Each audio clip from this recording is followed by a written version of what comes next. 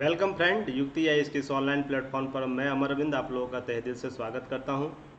आज हम लोग जो करंट अफेयर्स 2 अप्रैल है उसके संदर्भ में जो सीरीज चल रहा है उसी पर आज हम लोग बात करेंगे। आज दिन भर कौन सा करंट आप लोग के लिए इम्पोर्टेंट है जो एग्ज़ाम तक कैरी करेगा वो करंट वन लाइनर भी बात की जाएगी। आज करंट अफेयर डिस्कसिव क्वेश्चन होगा, उसका फुल एक्सप्लेनेशन आप लोगों को दिया जा रहा है। साथ ही में आप लोग को one liner daily current affairs, इसमें आपको 10 प्रश्न करंट अफेयर जो एक्सप्लेनेशन है उसमें 10 प्रश्न शामिल किया गया और वन लाइनर में 15 प्रश्न, तो आपको इस प्रकार टोटल 25 प्रश्न आप लोगों को आज कवर किया जाएगा।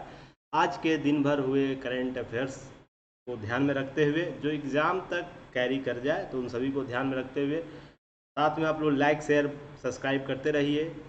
हालांकि जो हम लोग टारगेट लेके चल रहे हैं उसे जल्द पूरा से पूरा कीजिए। आप लोग, आपसे बहुत उम्मीद हम लोगों को लगी हुई है, तो आप लोग इसे ज़रूर ध्यान दीजिएगा।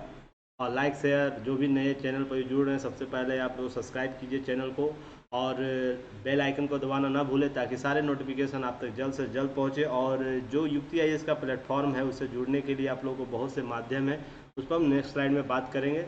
उससे पहले मेरे बारे में आप जान लीजिए, मैं किस ऑथेंटिसिटी के साथ आप लोगों के सामने हूँ। क्या मैं अपने साथ एक्सपीरियंस होल्ड करके साथ में चल रहा हूँ, मेरे साथ क्या एक्सपीरियंस आप लोगों को क्या ये हेल्पफुल होगा। तो सबसे पहले मैं पोस्ट ग्रेजुएट हूँ हिस्ट्री और पब्लिक एडमिनिस्ट्रेशन दोनों से, लोक प्रशासन से। और 6 ईयर का आप लोग को मुझे एक्सपीरियंस है ऑफलाइन और ये ऑनलाइन क्लासेस दोनों जगह लेने का।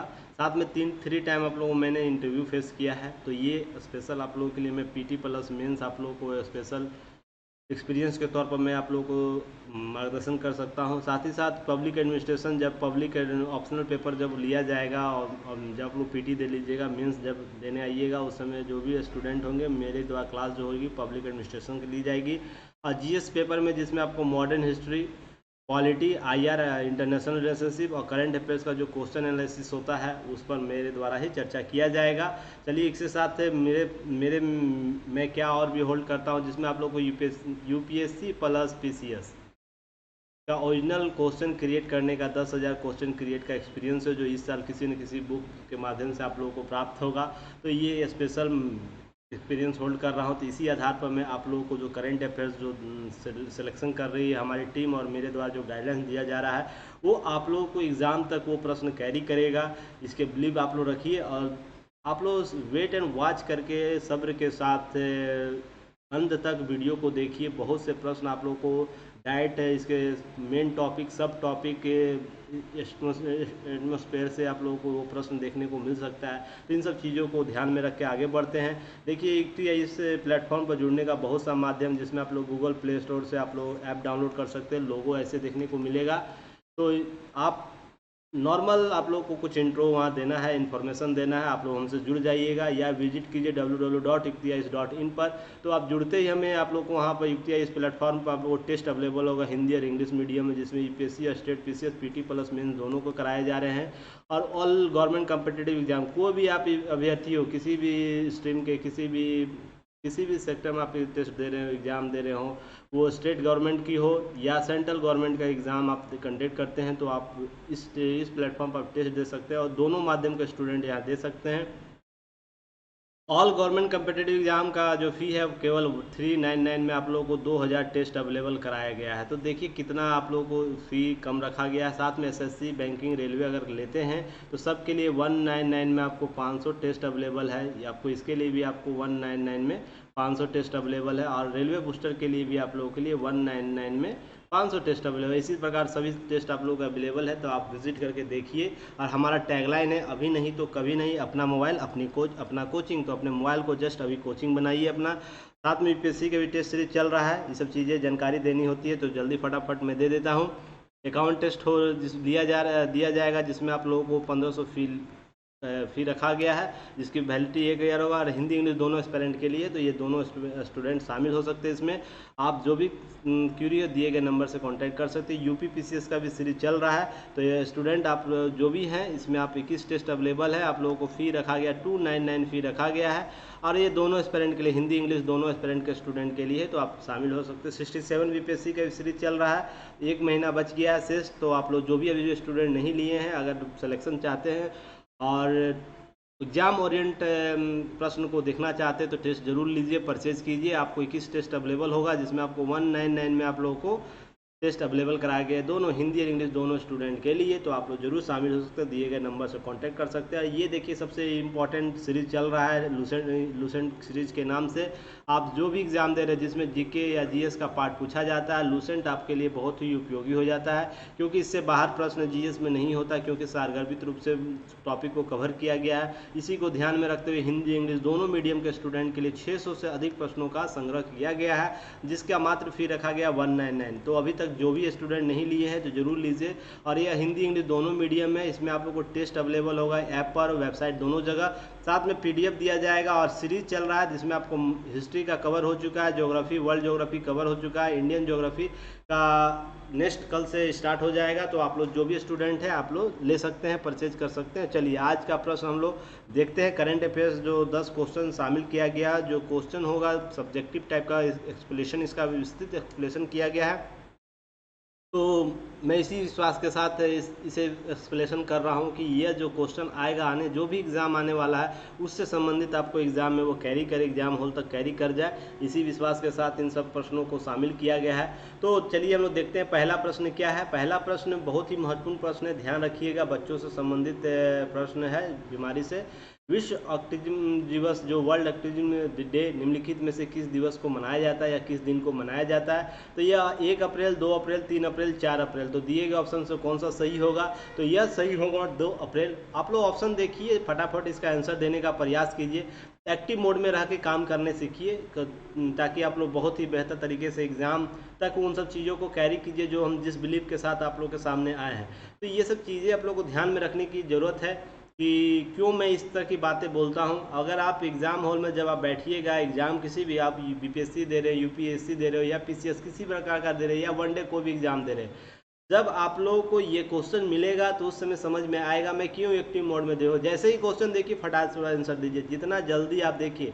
2 घंटे के एग्ज़ाम में आप लोग को 100-150 क्वेश्चन, कहीं 100 क्वेश्चन देखने को मिलता है।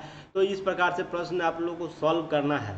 तो ध्यान रखिएगा, जब तक आपका स्पीड ज़्यादा नहीं होगा आप सॉल्व नहीं कर। बहुत से ऐसे स्टूडेंट होते हैं जो 150 प्रश्न या तो 100 प्रश्न तक पहुंच ही नहीं पाते हैं 2 घंटे के निर्धारित समय में। तो स्पीड जब तक नहीं होगा, क्वेश्चंस पढ़ने की स्पीड दर नहीं बढ़ेगी, आप लोग नहीं दे पाइए। तो ये तभी संभव है जब एक्टिव मोड में आप सारी चीज़ों को, जैसे स्लाइड ओपन हो, ऑप्शन क्वेश्चन पढ़िए, फटाफट आंसर दीजिए। अभी ज़रूरी नहीं कि सही आंसर दिया जाए, केवल आंसर स्पीड देने का टेंडेंसी अगर सही हो रहा तो बहुत अच्छी बात है, नहीं हो रहा तो स्पीड बढ़ाने का एक टेक्निक सीखिए, बहुत ज़रूरी होगा ये आने वाले एग्ज़ाम के लिए। तो 2 अप्रैल इसका सही उत्तर है, तो ध्यान रखिएगा 2 अप्रैल। चलिए इसका एक्सप्लेनेशन देख लेते हैं। एक्सप्लेनेशन में देखिए, विश्व ऑटिज्म जो दिवस है प्रत्येक वर्ष 2 अप्रैल को मनाया जाता है और यह वर्ष 2007 से मनाया जा रहा है। तो प्रश्न यहाँ से पूछ सकता है कब से मनाया जा रहा है? तो 2007 से यह संयुक्त राष्ट्र महासभा द्वारा, जो यूनाइटेड नेशन जनरल असेंबली द्वारा नामित किया गया है। नोट यहाँ याद रखिएगा, इस बीमारी से संबंधित आप लोग को एक स्पेशल नोट्स आप लोग को याद रखना है। संयुक्त राष्ट्र का एक आधिकारिक सूची है स्वास्थ्य विशिष्ट दिनों के लिए। जैसे हमारे यहाँ बहुत से राष्ट्रीय महत्व के पर्व होते हैं, उसी तरह वहाँ पर आधिकारिक स्वास्थ्य विशिष्ट दिनों का एक सूची है, उसमें 7 आधिकारिक सूची में यह शामिल है। तो यह प्रश्न पूछ सकता है निम्नलिखित में से कौन सा दिवस संयुक्त राष्ट्र के आधिकारिक सूची में शामिल है? तो यह आप लोग को याद रखना है, यह भी आप लोग को प्रश्न में पूछ सकता है। तो यह विशिष्ट दिनों में शामिल है। ऑटिज्म में यह क्या बीमारी क्या है, इससे संबंधित आप लोग समझिए कि विकासात्मक विकार है, बढ़ते उम्र के साथ बनने वाली बीमारी है। ये प्रभावित व्यक्ति सामाजिक संपर्क और संरचना कठिनाइयों का सामना करता है। इसमें दोहराववाद का व्यवहार होता था, तो एक समय 2 रूप से वो व्यवहार करता है। इस प्रकार की बीमारी देखने को मिलती है, इसमें लक्षण देखने को मिलता है इस बीमारी में। इस मुख्य रूप से ये 3 वर्ष के बच्चे से 3 वर्षों के दौरान पहचाने जाते हैं। जब बच्चा कोई होता है बालक में ही, अबोध बालक में यह बीमारी उत्पन्न हो जाता है, पर इसका असर 3 वर्ष के बाद देखने, जब वो एक्टिविटी करने लगता है किसी रूप से तो उसके व्यवहार में दोहरावपन आने लगता है। तो वो किसी न किसी रूप से ऑटिज्म का या लक्षण होता है। अगर ज़्यादा हो तो बच्चे को जरूर दिखाइए आप लोग। ये एक प्रकार का साइलेंट रूप से बीमारी है जो शरीर में रहता है। यह आनुवांशिक बीमारी है, ध्यान रखिएगा, प्रश्न यहाँ से पूछ सकता है ये ऑटिज्म क्या है। आनुवांशिक बीमारी है और पर्यावरणीय कारकों से भी जुड़ा है। हमारे आसपास के इन्वायरमेंट एक्टिविटी में कोई परिवर्तन होता है, उससे भी यह बीमारी हम लोगों के बच्चों में यह उत्पन्न होता है। तो इस प्रकार का आप लोगों को ध्यान रखा। 2-3 प्रश्न आपको यहाँ से देखने को मिलेगा। सॉरी, भारत सरकार की पहल इस संबंध में क्या है? तो ऑटिज्म सेरेब्रल पॉलिसी और मानसिक बंधनता एकाधिक विकलांगता वाले व्यक्तियों के लिए कल्याण के लिए राष्ट्रीय ट्रस्ट बनाया गया है भारत सरकार के द्वारा। साथ में समर्थ योजना चलाया जा रहा है, तो यह बहुत ही महत्वपूर्ण हो जाता है। तो इस कौन सी योजना? समर्थ योजना। तो ये भी प्रश्न पूछ सकता है। जो आवासीय सेवा प्रदान कराता है। घरौंदा दिव्यांग वयस्कों के लिए एक सामूहिक गृह है और पुनर्वास गतिविधियों से संबंधित एक योजना है। तो ये भी प्रश्न पूछ सकता है, घरौंदा किससे संबंधित है? देखिए ये सब प्रश्न आपको इस रूप से देखने को मिलेगा। निरामय स्वास्थ्य बीमा योजना भी इससे पीड़ित व्यक्तियों के लिए चलाया जाता है। विकास डे केयर ये भी मनाया जाता है। यह भारत सरकार द्वारा पहल किया गया। विश्व में बहुत से पहल है, पर एग्जाम ओरिएंटेड चीज़ें आप लोग को ध्यान रखनी है। ये सब चीज़ें आप लोग को देखने को मिल सकता है। नेक्स्ट प्रश्न हम लोग अगला प्रश्न देखते हैं। प्रश्न आ गया, आप लोग आंसर इसका दीजिए। देखिए प्रश्न क्या है? प्रश्न है, केंद्र सरकार के ने देश में पूर्वोत्तर राज्यों में सशस्त्र बल विशेष अधिकार अधिनियम जो असफा है के तहत क्षेत्रों में कम करने का घोषणा किया है। हाल ही में घोषणा किया गया है। तो इसमें दिए गए राज्यों में किसमें घोषणा नहीं है? तो किसमें किया गया? किस राज्य में दिए गए राज्यों में किसमें घोषणा किया गया कम करने का? वो असफा का जो अधिकार क्षेत्र होता है उसे कम करने का। तो ऑप्शन देख लेते हैं। ऑप्शन ए है सिक्किम, त्रिपुरा, अरुणाचल प्रदेश, मेघालय। तो इसका सही उत्तर क्या होगा? इसका सही उत्तर ऑप्शन सी आपको अरुणाचल प्रदेश होगा, क्योंकि अरुणाचल प्रदेश में इस प्रकार के छूट देने की पहल की गई है केंद्र सरकार द्वारा। यह बहुत बेहतर कदम है उन राज्यों के लिए। चलिए देख लेते हैं क्या एक्सप्लेनेशन के तौर पर है। देखिए, केंद्र सरकार ने देश के पूर्वोत्तर राज्यों के लिए सशस्त्र बल विशेष अधिकार अधिनियम arms force special power act, जिसे अस्पा कहा जाता है, के तहत क्षेत्रों में कम करने की घोषणा की गई है। वो क्या है? प्रभावित क्षेत्र कौन कौन से? असम है, नागालैंड है, अरुणाचल प्रदेश है और मणिपुर। तो यह प्रश्न इस रूप से भी पूछा जाता है, हाल ही में कितने राज्यों में अस्पा को के जो क्षेत्र है उसको कम करने का निर्णय केंद्र सरकार के द्वारा लिया गया? 4 राज्य है। तो ये भी आप लोगों को प्रश्न पूछ सकता है। देखिए किसी भी प्रकार से मॉडरेट करके प्रश्न पूछ सकता है। तो मैं उसी प्रश्न को शामिल कर सारे एंगल से आप लोग समझ जाइए, तो ये भी प्रश्न आपको देखने को मिल सकता है। चलिए, देश में नोट याद रखना है, जब ये इसकी चर्चा होगी तो कब लागू है? यह लागू किया गया कब? 1958 में। यह क्या कानून है? यह कानून है जो सीमावर्ती क्षेत्र हैं वहाँ और जो विवादस्त क्षेत्र होते हैं, जैसे किसी प्रकार के नक्सलवादी माओवादी संबंधित क्षेत्र जो रहे हैं, वहाँ पर आर्म्स फोर्स जो हमारे हैं उसको स्पेशल एक्ट के तहत उन्हें विशेषाधिकार दिया गया है। उन्हें नो वारंट के तहत आप लोगों को वहाँ पर कुछ अधिक एक्टिविटी करने की शक्ति दी गई है, क्योंकि ये जरूरी भी एक तरह से ज़रूरी है राष्ट्र की एकता अखंडता के लिए। हालांकि इसके बहुत से दुष्प्रभाव देखने को मिले हैं, बार बार मीडिया में ऐसे खबरें आती है, पर ये देखिए ये विषय है शोध और संशोधन और उस पर कार्य करने के लिए केंद्रीय सुरक्षा बलों का। तो ये देखिए अलग एक मैटर हो जाएगा, पर एग्जाम हॉल में आप लोग को बस इन सब चीज़ें पीटी ओरिएंट याद रखने। जब मेंस में होगी तो विस्तृत चर्चा की जाएगी। अस्पा क्या है, अस्पा क्यों लागू किया गया, अस्पा के क्या क्षेत्र हैं, क्यों अभी तक सरकार इसे लागू की हुई है, क्यों जरूरी है सीमावर्ती क्षेत्रों में। तो इस पर हम लोग जब विशेष चर्चा करेंगे मेंस में तो वहाँ पर चर्चा करेंगे। पीटी और इन बातें बस 4 चीज़ें आप लोग को याद रखनी है। तो ये सब चीज़ें आप लोग को ध्यान में रखना है। चलिए, तब तक आप लोग को अच्छा लग रहा है आप लोग शेयर कीजिए चैनल को और अपने दोस्तों के साथ इसे रेफ़र भी कीजिए, ताकि और भी लोग हमसे जुड़ सके। और लगातार प्रयास युक्ति आईएएस के द्वारा किया जा रहा है, जो आपको एग्जाम ओरिएंटेड चीज़ें अवेलेबल कराई जाएगी। तो ये सब चीज़ें जब आएंगी तो आप लोग को समझ में आएगा। एग्जाम तक ये क्वेश्चन जब कैरी कर जाएगा तो आप एग्जाम हॉल से निकलिए तो कितने कॉन्फिडेंस लेवल में रहिएगा, वो मैं अभी से ही समझ रहा हूँ। तो आप लोग हमें अभी सपोर्ट कीजिए।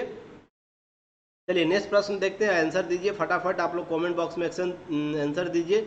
राइजिंग एंड एक्सीलरेटिंग MSME जो परफॉर्मेंस है, जो RAMP जिसे हाल ही में लागू किया गया है, निम्नलिखित में से किस कमेटी की सिफारिश द्वारा लागू किया गया है?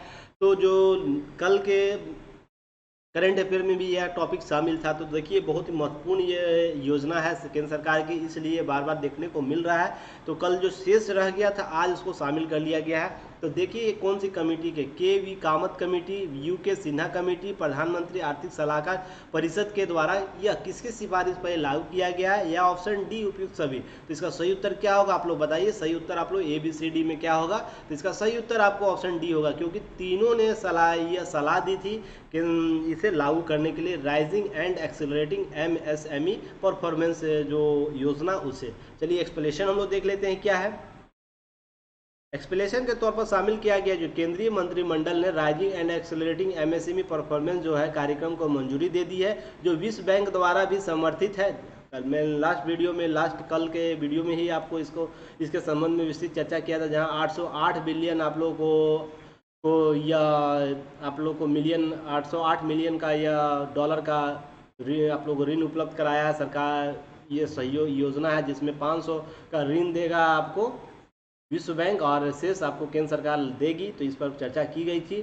तो इसकी लागत कितनी है रुपये में भी आप लोग देख लीजिए, 6062.45 करोड़ रुपये लागत होगी इसकी, जो RAMP योजना वित्तीय वर्ष 2022-23 से ही लागू हो जाएगी, शुरू हो जाएगी। तो ध्यान रखा जाना चाहिए, इस बार इसी वर्ष से यह लागू हो जाएगा। तो यह इम्पोर्टेंट है, यह इस साल आप लोग को किसी न किसी एग्ज़ाम में देखने को मिल जाएगा। चलिए, इस योजना की सिफारिश कौन की थी? KV Kamat committee, UK Sinha committee और प्रधानमंत्री की आर्थिक सलाहकार परिषद है उसके द्वारा की गई थी। तीनों आधार पर 2 कमेटियां और एक हमारा जो प्रधानमंत्री का आर्थिक सलाहकार परिषद होता है, इन तीनों ने इस परफॉर्मेंस जो MSME के संबंध में योजना उसकी सिफारिश की थी। तो ये एग्ज़ाम PT एग्ज़ाम ओरिएंट बातें हैं, मेंस में हम लोग मेंस की तरफ बात करेंगे। चलिए नेक्स्ट हम लोग को नोट याद रखना है क्या, योजना कुल वित्तीय परिव्यय कितना है? 6662.2 करोड़, जिसमें 808 मिलियन डॉलर के रूप में है। इस बैंक इस कार्यक्रम के 3,750 करोड़ रुपये देगी, जिसमें 5,000 मिलियन डॉलर का ऋण होगा, जो कितने वर्ष के लिए था? 18.5 वर्ष के लिए, और शेष अवधि और कितना था? 5.5। तो ये आप लोग को अवधि विशेष के रूप में दी जाएगी। और जो शेष 312 करोड़ रुपया है, 12.5 करोड़ रुपया, वो 308 मिलियन डॉलर क्या होगा? केंद्र सरकार अपने वित्त से देगी, वित्त पोषित होगा। तो यह महत्वपूर्ण है, आप लोगों को इसे याद रखिएगा। आप तो यह एग्जाम आप लोगों को कैरी कर जाएगा ये प्रश्न। चलिए, बहुत ही महत्वपूर्ण नेक्स्ट प्रश्न है, इसे आप लोग आंसर दीजिए, इससे संबंधित क्या है। चलिए देखिए, विश्व की सबसे बड़ा इलेक्ट्रॉनिक क्रूज जहाज अपनी पहली यात्रा पूरी कर ली है। यह निम्नलिखित में से किस देश का क्रूज जहाज है? तो यह क्रूज जहाज यानी वैसा जहाज जिसमें बहुत से इस प्रकार के सेवाएं उपलब्ध रहती है। टाइटैनिक का नाम आप लोग सुने होंगे, इसी रूप से यह क्रूज जहाज है। यह है इलेक्ट्रॉनिक का आप लोग सबसे बड़ा जहाज है। पहले डीजल का हुआ करता था, पेट्रोल का हुआ करता था, इसके बाद प्राकृतिक गैस में आप लोगों को CNG का भी जहाज क्रूज जहाज बन चुका है।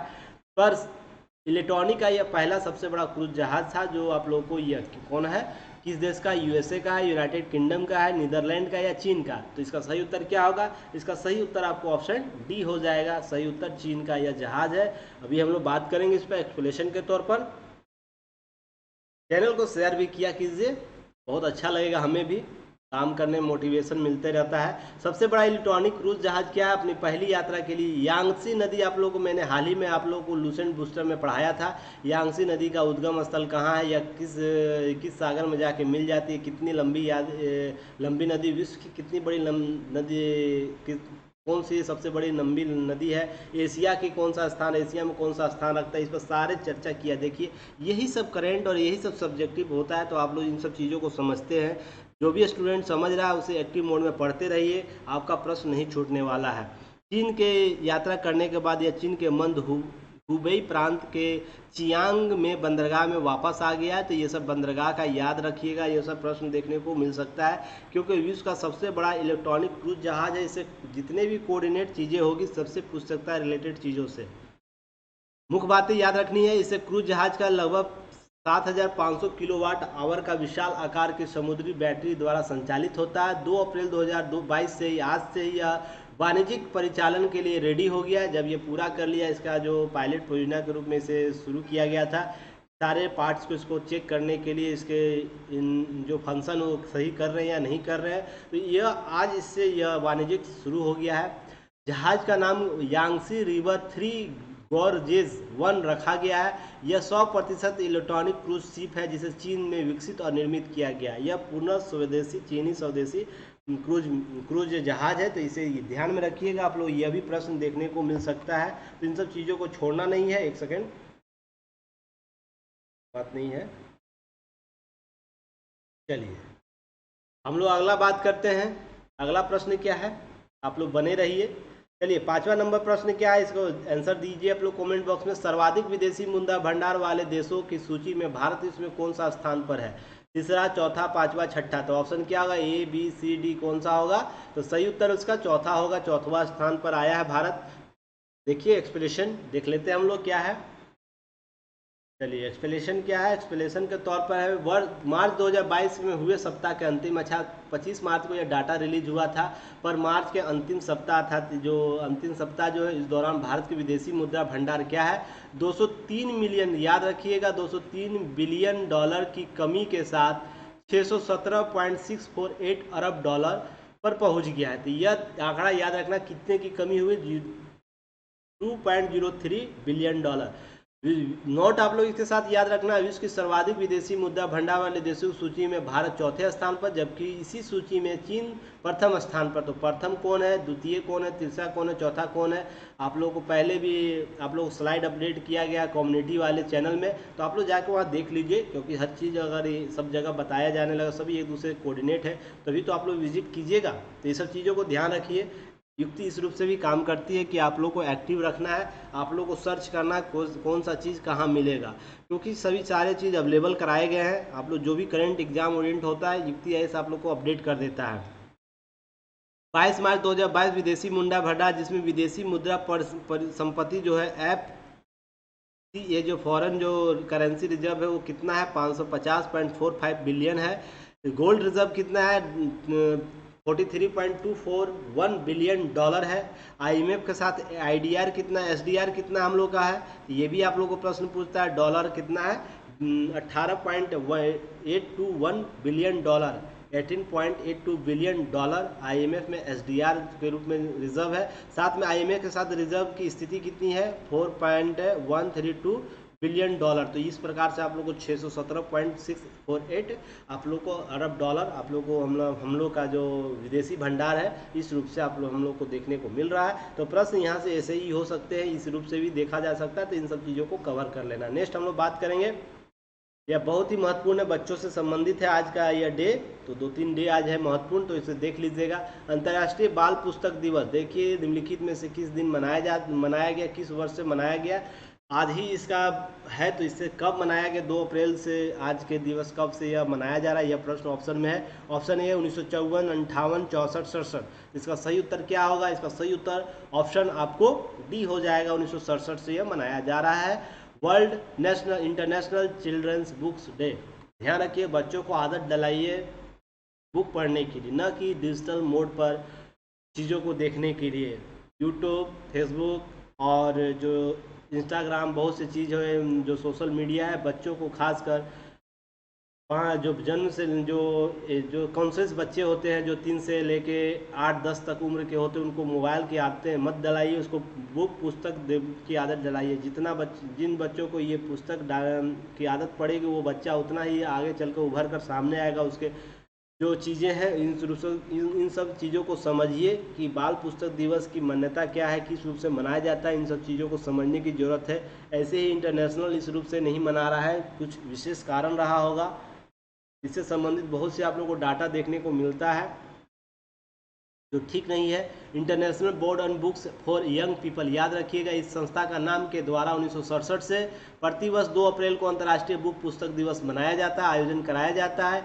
जो IBBBY जो है, एक अंतर्राष्ट्रीय गैर लाभकारी संगठन है, जो पढ़ने के प्यार, अर्थात पढ़ने के लिए जो हम लोग रोज़ाना जो उसके संबंधित प्यार दर्शाते हैं, हम लोग को पढ़ने की जो आदतें, अच्छी आदतें होती है, उसको संदर्भित करने के लिए, बच्चों की किताबों का ध्यान आकर्षित करने के लिए यह मनाता है। तो देखिए, सबसे पहले बच्चों को ध्यान आकर्षित कराना बुक में, मोबाइल से अलग रखिए, टीवी से अलग रखिए, आप किताब बच्चों को दीजिए। बहुत से ऐसे टूल्स आते हैं जो बच्चे को आज के समय में बहुत से ऐसे टूल्स आ गए जो बच्चे को एक्स्ट्रा एक्टिविटी कराता है। तो इस प्रकार के टूल को परचेज कीजिए, कि ना मोबाइल आप दे दीजिए उन्हें। तो ये बहुत ही इंपॉर्टेंट है, बच्चों को सर्वांगीण विकास चाहिए, उसके मानसिक विकास चाहिए। तो इसके लिए आप लोग को ये सब चीज़ें करनी चाहिए। ये प्रत्येक गार्जियन का ज़रूरत है, प्रत्येक जो जिम्मेदार लोग हैं उनकी भी जवाबदेही है। तो चलिए, वर्ष 2022 कनाडा के द्वारा यह कहानियाँ पंख है जो आपको हर दिन उड़ने में मदद करती, इसी शीर्षक थीम के साथ अंतर्राष्ट्रीय बाल पुस्तक दिवस का मेजबानी कर रहा है। तो इस दिवस का कौन मेजबानी कर रहा है? कनाडा कर रहा है। शीर्षक क्या है? कहानी पंख है, जो आपको हर दिन उड़ने की मदद करता है। तो कहानियाँ पंख है इस शीर्षक के साथ। तो तो ये आप लोग को ध्यान रखना है। कौन सा मेजबानी कर रहा है, कनाडा कर रहा है। थीम क्या है, कहानियाँ पंख है, जो आपको हर दिन उड़ने में मदद करती है। तो कहाँ, यह बहुत इंपॉर्टेंट थीम भी इस वर्ष का है। आपको नोट याद रखना इस संस्था के बारे में। International board and books for young people की स्थापना 1953 में किया गया और 67 से यह दिवस यह मना रहा है। इस बुक का पीपल हेडक्वार्टर कहाँ है, बेसल स्विट्जरलैंड में है। तो ध्यान रखने कहाँ है, स्विट्जरलैंड। इसके वर्तमान जो संस्थापक कौन थे, जेला लेपमेन है जिनके संस्थापक। तो ये आपको 2-3 चीज़ें और भी याद रखनी चाहिए, इससे कोरिलेटेड चीज़ें हैं, आपको प्रश्न में आ सकता है। नेक्स्ट 7वां नंबर प्रश्न हम लोग देखते हैं। आप लोग आंसर दीजिए। आप लोगों को सिलेक्शन, क्वेश्चन ऑफ सिलेक्शन अच्छा है, एक्सप्लेनेशन अच्छा लग रहा है तो चैनल को जरूर शेयर कीजिए। ये मैं बार बार बोल रहा हूँ, चैनल को जरूर शेयर कीजिए ताकि और भी हमें मोटिवेशन मिले और भी हम लोग बेहतर तरीके से काम कर सके। यह क्योंकि जब तक आप लोग सपोर्ट नहीं कीजिएगा हम लोग बेहतर तरीके से और उभर कर सामने नहीं आएंगे। बहुत सी त्रुटियाँ होती है, वो धीरे धीरे एक फेज के बाद समाप्त होगी। अगर कोई त्रुटि नज़र आता है तो वो भी हमें आप लोग सजेस्ट कर सकते हैं। आपका ये ओपन प्लेटफॉर्म है, आप लोग 2 वे बात कर सकते हैं, हम लोग आगे बढ़ सकते हैं। चलिए नेक्स्ट हम लोग बात करते हैं क्या। चलिए नेक्स्ट बात है कि निम्नलिखित में से किस स्टेडियम ने खेलो इंडिया यूनिवर्सिटी गेम्स 2021 खेलो इंडिया यूनिवर्सिटी गेम 2021 का लोगो, जर्सी, चुंबकर या गाना लॉन्च किया है, किस स्टेडियम में। तो ध्यान रखने की बात है, यहाँ से प्रश्न पूछ सकता है। वानखेड़े स्टेडियम मुंबई, कांतिरावा स्टेडियम बेंगलुरु और सरदार वल्लभ भाई Patel stadium Ahmedabad, Keenan stadium Jamshedpur. तो आपको यह प्रश्न पूछ सकता है, तो ध्यान रखना ये सब प्रश्न आप लोग को एग्जाम में आ सकता है। तो ध्यान रखने वाली बात है। तो क्या आएगा सरदार, आप लोग को इस प्रश्न क्या रखना है, यह कांता रवि स्टेडियम आपको बेंगलुरु में इसका लॉन्च किया गया है। यह हमारे जो खेल मंत्री है ये वर्तमान में है, उनके द्वारा किया गया है। युवा केंद्रीय युवा मंत्री, खेल मंत्री जो है इस बार जो अनुराग सिंह ठाकुर है, कि केंद्रीय युवा मामले और खेल मंत्री अनुराग ठाकुर और कर्नाटक के राज्यपाल TC गहलोत के द्वारा 1 अप्रैल 2022 को ही बेंगलुरु के श्री कांति रावी स्टेडियम में खेलो इंडिया यूनिवर्सिटी गेम्स 2021 का लोगो, जर्सी, चुंबकर लॉन्च किया है। यह बहुत ही महत्वपूर्ण है। थीम क्या है, थीम सॉन्ग कन्नड़ के रैपर चंदन सेठी ने कंपोज किया है। तो यह भी प्रश्न पूछ सकता है। खेलो इंडिया यूनिवर्सिटी गेम 2021 का जो थीम सॉन्ग है किनके द्वारा कंपोज किया गया, तो चंदन सेठी, याद रखिएगा। यह कब से कब तक होगा, 24 अप्रैल से लेकर 3 मई तक 2022 में आयोजित किया गया। हालांकि पिछले वर्ष जो था यह 2021 इसलिए नाम दिया गया है कि पिछला वर्ष कोविड के कारण यह रद्द कर दिया गया था, इसलिए पिछले वर्ष के ही आयोजन इस वर्ष किया जा रहा है। तो 2022 का भी आयोजन जल्द ही कराया जाएगा। खेलो इंडिया यूनिवर्सिटी गेम्स का यह दूसरा संस्करण है, याद रखिएगा। जबकि प्रथम संस्करण कहाँ हुआ था, 2020 में उड़ीसा में हुआ था। तो प्रश्न यहाँ से भी ये पूछ सकता है, पहला संस्करण कहाँ हुआ था, यूनिवर्सिटी आप लोग को हुआ था, उड़ीसा में हो गया था। तो यह खेल का लाइव अपडेट एक खेलो इंडिया ऐप में भी कर्नाटक द्वारा लॉन्च किया गया। एक खेलो इंडिया ऐप लॉन्च किया गया है कर्नाटक सरकार लाइव अपडेट देखने के लिए। तो आप लोग इंस्टॉल भी कर सकते हैं, देख सकते हैं यूनिवर्सिटी गेम में कौन अपने अपने राज्य से अव्वल आ रहे हैं, कौन मेडल प्राप्त कर रहे हैं। भारत में विभिन्न राज्यों केंद्र शासित प्रदेशों लगभग 20 खेलों की प्रतिनिधित्व करेगा, जिसमें 4500 अधिक एथलीट इस खेल में भाग लेंगे। तो यह प्रश्न आपको इस रूप से भी देखने को मिल सकता है। 5-6 प्रश्न और भी आप लोगों को एक्सप्लेनेशन से देखने को मिल सकता है इस टॉपिक से। चलिए 8वां प्रश्न क्या है, आंसर दीजिए। आप लोग आ रहा है, चलिए आ गया। निम्नलिखित में कौन सा राज्य सब्जियों का शीर्ष उत्पादक राज्य बन गया है। तो दिए गए राज्यों में से कौन सा बन गया है, यूपी, मध्य प्रदेश, आंध्र प्रदेश, केरल। इसका सही उत्तर क्या होगा, इसका सही उत्तर उत्तर प्रदेश है, जो हाल ही में सब्जियों का शीर्ष उत्पादक राज्य बन गया। और फलों में आंध्र प्रदेश है। तो एक्सप्लेनेशन हम लोग देख लेते हैं। तो ये सब प्रश्न आप लोग को देखने को मिल सकता है यूपी PCS में भी, BPSC में, और भी जो भी एग्जाम वनडे एग्जाम है वहाँ भी देखने को मिल सकता है। उत्तर प्रदेश सब्जियों में शीर्ष उत्पादक बन गया, जो वर्ष 2020 में 2 वर्षों के बाद 2021-22, याद रखिए 2020 में भी ये बना था। जो जून जुलाई होता है फसल वर्ष, सब्जियों का उत्पादन 10 लाख टन के अंतर के साथ पश्चिम बंगाल को दूसरे स्थान पर हटाते हुए प्रथम स्थान प्राप्त कर लिया है। तो फर्स्ट कौन है, सेकेंड कौन है, आप लोगों को याद रखना है। उत्तर प्रदेश में सब्जियों का उत्पादन कितना हुआ, 29.58 मिलियन टन होने की उम्मीद है वित्तीय वर्ष में। और आप लोगों को ध्यान रखना है ये सब चीज़, डाटा याद रखना है 2020 में कितना था, ये सब चीज़ें आप लोगों को यूपीपीसीएस वाले स्टूडेंट को याद रखना है, बाकी लोगों को याद नहीं रखना, बाकी लोगों को बस याद रखना है पहला कौन है दूसरा कौन है। ये सब प्रश्न आपको देखने को मिल सकता है। आंध्र प्रदेश शीर्ष फल उत्पादक में रहा। भारत में बागवानी पिछले वर्ष जो 2021 की तुलना में 21-22 में 0.4% का गिरावट के साथ 323.25 मिलियन टन होने की संभावना है। यह पीआईबी का डाटा है, तो आप लोग ध्यान रखिएगा, आप लोगों को यह याद रखना है, इस रूप से भी प्रश्न पूछ सकता है। तो इन सब चीज़ों को ध्यान में रखते हुए आगे बढ़ना। चलिए नेक्स्ट प्रश्न है 9वां प्रश्न। 9वां प्रश्न क्या है, चलिए आंसर आप लोग दीजिए 9वें प्रश्न में। जल्द ही यह वीडियो समाप्त होगा। वर्ष 2022 का जेंडर संवाद का कौन सा संस्करण आयोजित किया गया? हाल ही में जेंडर संवाद कराया गया वर्ष 2022 में ही। तो दूसरा संस्करण था, तीसरा संस्करण था, चौथा या पांचवा? तो याद रखिएगा यह कौन सा संस्करण था आपको, यह तीसरा संस्करण था, याद रखिएगा तीसरा संस्करण था, थर्ड संस्करण था। एक्सप्लेनेशन हम लोग देख लेते हैं। एक्सप्लेनेशन ये है कि दीनदयाल अंत्योदय योजना राष्ट्रीय ग्रामीण आजीविका मिशन, जिसे DAY या NRLM कहा जाता है शॉर्ट फॉर्म में, तो ये ग्रामीण विकास मंत्रालय द्वारा आयोजित जेंडर संवाद तृतीय संस्करण में भाग लेने के लिए 34 राज्यों अर्थात केंद्र शासित प्रदेश भी इसमें शामिल है, और जो हमारे राज्य हैं के 3000 से अधिक राज्य मिशन कर्मचारियों और स्वयं सहायता समूहों ने सदस्यों ने लॉगिन किया है। इस संस्करण में महिलाओं को समूह के माध्यम से खाद्य और पोषण सुरक्षा को बढ़ावा देने ध्यान केंद्रित किया जाएगा इस संवाद सम्मेलन में। और अमृत महोत्सव के प्रतिष्ठित सप्ताह स्मरणोत्सव थीम नए भारत की नारी, थोड़ा मिस्टेक हो गया है, नए भारत की नारी के हिस्से के रूप में आयोजित किया जाएगा। तो थीम भी याद रखना है, यह थीम क्या होगा, यह कार्यक्रम नए भारत की नारी थीम के साथ यह स्टार्ट होगा। तो यह आप लोग को ध्यान रख किया गया है। तो नेक्स्ट हम लोग देखते हैं 10वां प्रश्न सब्जेक्टिव के रूप में, उसके बाद वन लाइनर हम लोग फटाफट देखेंगे। 15 क्वेश्चन जो है भारत ऑस्ट्रेलिया, देखिए यहाँ इरर हो गया, टाइपिंग इरर है, फॉन्ट इरर है, टाइपिंग इरर नहीं फॉन्ट इरर होता है ये। आर्थिक सहयोग जो व्यापार समझौता है जो हता है, क्योंकि पीआईबी से जब कॉपी होता है ना तो यह इशू हो जाता है। पीआईबी से जब भी कॉपी किया जाता है, वहाँ से सिलेक्ट किया जाता है, तो इस प्रकार के इशू देखने को मिल जाता है कंटेंट में। थोड़ा सा पीआईबी वाले को थोड़ा सा ध्यान रखना चाहिए हम लोगों पर कि हम लोग कैसे कंटेंट को क्रिएट करें। कब किया गया है? 30 मार्च को, 1 मार्च को, 1 अप्रैल को, 2 अप्रैल को। यह प्रश्न आपको देखने को मिल सकता है। जो हाल ही में समझौता किया गया व्यापार समझौता, तो ये 2 अप्रैल आज ही के दिन किया गया है, ध्यान रखने की जरूरत है। तो चलिए हम लोग देखते हैं। देखिए यहाँ आपको फॉन्ट इरर देखने को मिलेगा इसमें। केंद्रीय वाणिज्य और उद्योग, खाद्य, सार्वजनिक वितरण और कपड़ा मंत्री, याद रखिएगा इन मंत्रालय का नाम पीयूष गोयल का मंत्रालय है। ऑस्ट्रेलिया व्यापार, पर्यटन और निवेश मंत्री डेन तेहान तथा प्रधानमंत्री नरेंद्र मोदी, ऑस्ट्रेलिया के प्रधानमंत्री स्कॉट मॉरिसन जो थे, तो इनकी उपस्थिति में वर्चुअल समारोह में 2 अप्रैल को ही आज के ही दिन भारत ऑस्ट्रेलिया आर्थिक सहयोग व्यापार समझौता पर हस्ताक्षर किया गया। और भारत ऑस्ट्रेलिया जो देखिए इसका नाम क्या रह गया, ECTA, याद रखिएगा इसका नाम रखा गया। 1 दशक के बाद किसी विकसित देश के साथ यह पहला व्यापार समझौता है। तो 10 वर्षों के बाद यह पहला व्यापार समझौता है जो विकसित देशों के साथ है।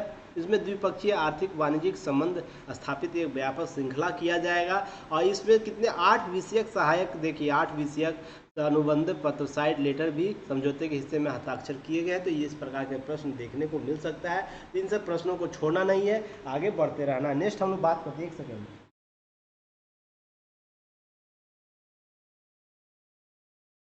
नेक्स्ट हम लोग बात करेंगे अब वन लाइनर। तो वन लाइनर देखिए करंट अफेयर्स में फटाफट आंसर देना आप लोगों को है। इसमें ज़्यादा एक्सप्लेनेशन की बात नहीं, ज़्यादा बात नहीं, वो डायरेक्ट याद करना और वो एग्जाम तक कैरी कर जाएगा। फटाफट आंसर देना। पहला प्रश्न क्या है आप लोगों को, पहला प्रश्न देखते हैं हम लोग क्या है। पहला प्रश्न है भारत के मुख्य न्यायाधीश, एक सेकेंड, भारत के मुख्य न्यायाधीश जो A.V. रमना जी है के इलेक्ट्रॉनिक मोड के माध्यम से अदालतों के आदेशों में तेजी से और सुरक्षित रूप से प्रसारित करने के लिए किस सॉफ्टवेयर को लॉन्च किया है। तो यह महत्वपूर्ण प्रश्न है, प्रश्न पूछ सकता है। तो इसका सही उत्तर फास्टर होगा। फास्टर नामक ऐप को या सॉफ्टवेयर को लॉन्च किए हैं। देखिए फास्टर क्या नाम है, फास्टर एंड सिक्योर। देखिए प्रश्न उसी रूप से है। फास्टर का फुल फॉर्म क्या है, फास्टर एंड सिक्योर जो ट्रांसमिशन और इलेक्ट्रॉनिक्स रिकॉर्ड है। तो ये भी आपको प्रश्न पूछ सकता है, फास्टर का फुल फॉर्म क्या है। देखिए प्रश्न इस प्रकार के बीपीएससी, यूपीपीसीएस या तो बहुत से एग्जाम में से देखने को मिलते हैं, तो इन सभी को ध्यान में रखना है। तो चलिए दूसरे नंबर प्रश्न पर हम लोग आते हैं। निम्नलिखित देखिए यहाँ पर अभी फीफा वर्ल्ड कप होने वाला है कतर में, इससे संबंधित बहुत से प्रश्न आपको देखने को मिलेगा। तो किस कंपनी ने कतर 2022 में आधिकारिक ऑल रिहला फीफा विश्व कप बॉल का अनावरण किया है? तो किस कंपनी ने विश्व कप जो कतर में होने वाला फुटबॉल कप विश्व कप होने वाला है उसका आधिकारिक बॉल का लोगो जारी किया है, अर्थात उस कंपनी का नाम क्या है? उस कंपनी का नाम एडिडास है। सभी लोग परिचित है उससे, एडिडास कंपनी के बारे में, एडिडास नाम है। तो चलिए नेक्स्ट प्रश्न हम लोग देखते हैं। नेक्स्ट प्रश्न क्या है? भारतीय भुगतान परिषद के नए अध्यक्ष पुनः कौन चुने गए हैं? तो याद रखिएगा भारतीय भुगतान परिषद बहुत महत्वपूर्ण संगठन है, इससे संबंधित आप लोग प्रश्न देखने को मिल सकता है। तो इसके जो पुनः अध्यक्ष चुने गए हैं विश्वास पटेल के द्वारा इनको पुनः अध्यक्ष पद दिया गया है। तो विशाल पटेल याद रखना है। कौन कौन? विशाल पटेल।